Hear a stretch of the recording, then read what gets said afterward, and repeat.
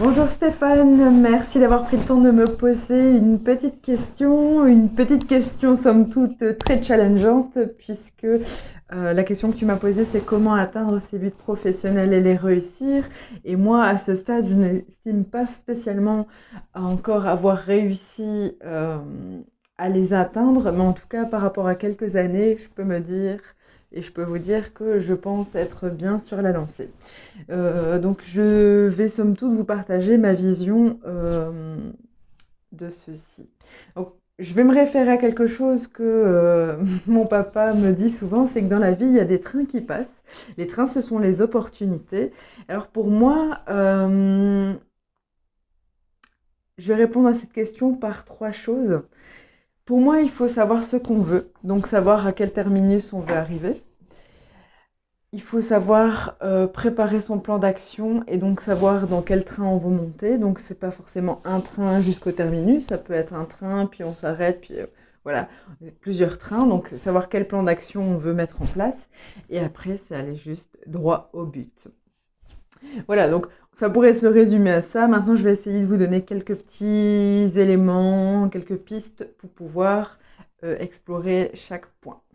Donc savoir ce qu'on veut. Donc pour moi, c'est important, ben, déjà, si on veut atteindre ses buts professionnels, il faut savoir les définir. Donc, pour les définir, ce sera à chaque fois une définition personnelle parce que c'est différent pour chacun. Donc il faut savoir se connaître et pourquoi c'est différent pour chacun, c'est que chacun a des valeurs de vie différentes. Donc pour certains, ça va être l'argent qui va être prioritaire, pour d'autres, ça va être la famille. Et donc on ne va pas mettre en place ces projets professionnels de la même manière en fonction de ça. Et on ne va pas aller aussi vite. Euh, Parce qu'on m'a... Oui, non, je vais y revenir après. Et donc, il faut savoir donc ce qui est prioritaire pour soi, en tout cas, par rapport à ses valeurs de vie. Après, je pense qu'il faut pouvoir et savoir écouter son cœur et mettre son cerveau au service de son cœur, parce que c'est important d'aller vers ce qu'on veut. Et si on veut aller vers ce qu'on veut, c'est important d'écouter vraiment son cœur, ce qui est important pour soi. Alors, je dis s'écouter, mais pas trop quand même, parce que ben, parfois, ce sont les peurs en fait qui nous empêchent d'avancer. Donc, les peurs, c'est très important de mettre une conscience dessus et essayer de les travailler le plus vite possible pour pouvoir avancer. Pareil pour ses failles, c'est important de connaître ses failles pour pouvoir parer à tout, parce que dans un projet, il faut être assez polyvalent et donc s'il y a des choses sur lesquelles on est moins performant, ben, ça risque de nous buter, de nous donner des obstacles, enfin non, ça risque de nous empêcher d'avancer aussi vite qu'on le voudrait en tout cas.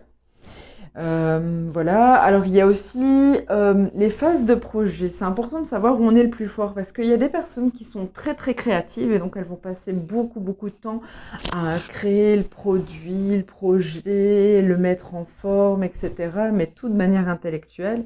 Et après, quand il s'agit de passer à l'action, ben généralement, soit le projet il est zappé ou voilà, c'est un peu plus difficile. Il y en a qui vont être plus qui vont savoir plus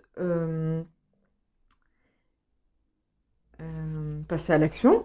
Et il y en a qui vont être plus dans le côté facturation, parce que pour eux, peut-être que l'argent, ça va être prioritaire, et donc pour eux, la facturation, ça va être vraiment très facile pour eux, mais ils vont peut-être avoir du mal à démarrer justement leur projet.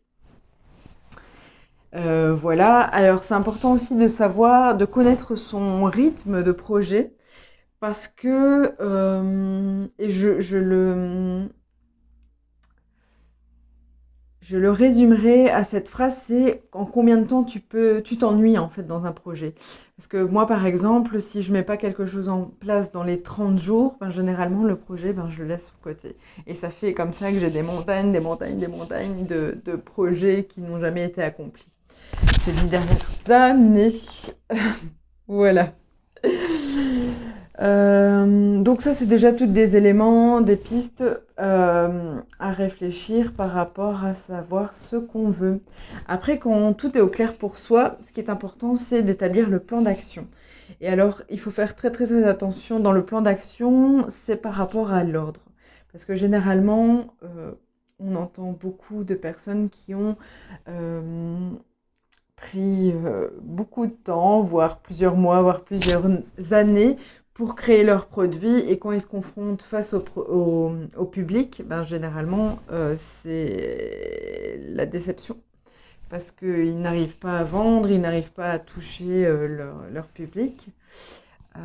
Et donc, c'est un peu plus compliqué. Ils doivent abandonner parfois le projet alors qu'ils ont mis des années à le construire. Donc c'est important en fait d'aller droit au but.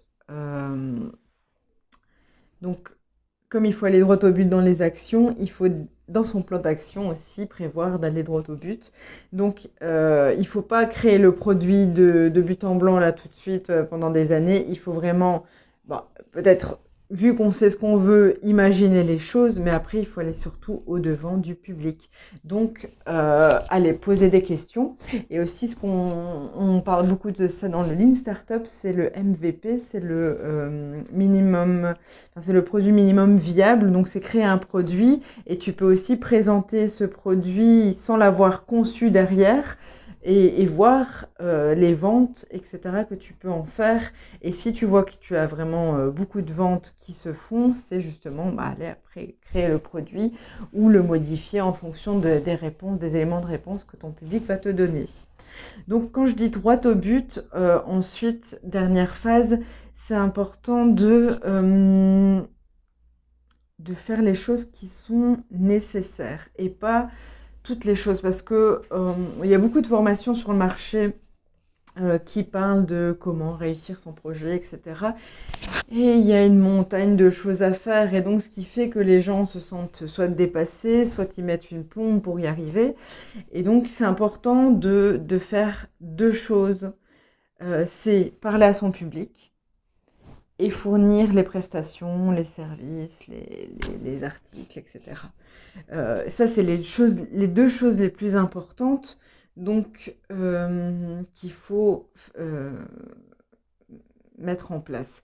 Donc c'est aussi la loi de Pareto, on en parle beaucoup. J'ai eu beaucoup de mal, moi, à m'y mettre, mais il faut essayer de faire les 20% de choses qui vont te rapporter les 80% de bénéfices. Voilà, donc en fait, ça c'était pour comment atteindre ses buts professionnels. Et donc si on parle de réussite, donc je l'entends en réussite à long terme, c'est sûr qu'après il y a plein d'éléments qu'il faut pouvoir